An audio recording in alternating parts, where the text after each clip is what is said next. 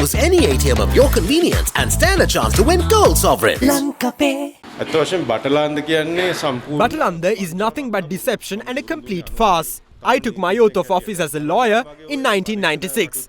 As a young attorney, I personally attended court when this matter was taken up. Accusations were made that Ranil Wickremesinghe, who served as the then Minister of Industries, was involved in the Batalanda atrocities. However, no cogent evidence was led in court to back it up. That lack of evidence is exactly why former President Chandrika Bandaranaike Kumaratunga dropped this matter altogether. This incident was brought up again during the 1999 elections to defame Ranil Wickremesinghe. This government too intends to defame Ranil Wickremesinghe by bringing this up again. The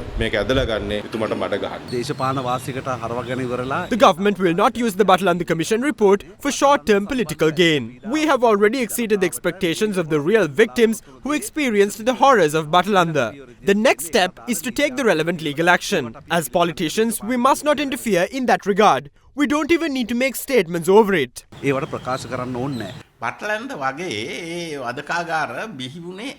Why were torture chambers like Batalanda set up? The JVP kicked things off. The JVP assassinated the UNP's chairman, its general secretary, and a few other parliamentarians, along with a friend of former President J.R. Jayawardena. The JVP started their campaign by chanting "Let's kill JR." At the 1988 elections, running for office, supporting candidates, campaigning, voting, or performing election-related duties were punished by death. They killed so many. The torture chambers of Batalanda is a byproduct of that violence, and it is just one among many other solutions concocted by the government to curb the lawlessness. The government had to retaliate in the face of violence. I don't see it to be wrong.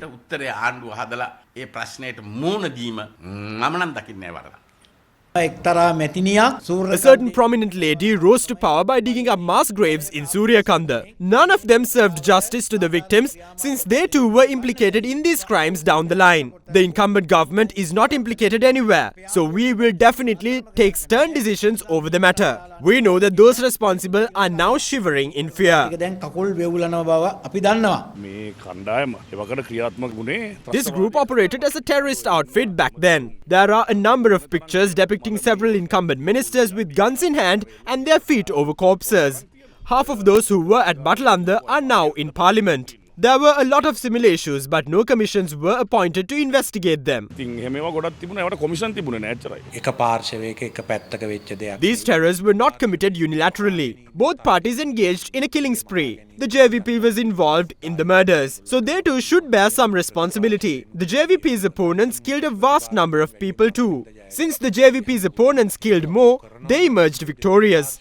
A commission must be set up to investigate comprehensively all murders committed by both parties. Limiting the investigation to one group will not be productive. The task here is not to figure out who is more at fault. Certain third parties eagerly wait to capitalize on old wounds. Without a doubt, the LTT was behind the Al Jazeera interview. The JVP is attempting to score political points off it. They should think long and hard about what they intend to do. Ranil Wickremesinghe is no longer a viable political force in Sri Lanka. But if old wounds are reopened with the intention of hurting Ranil Wickremesinghe, many others on the sidelines will be hurt instead.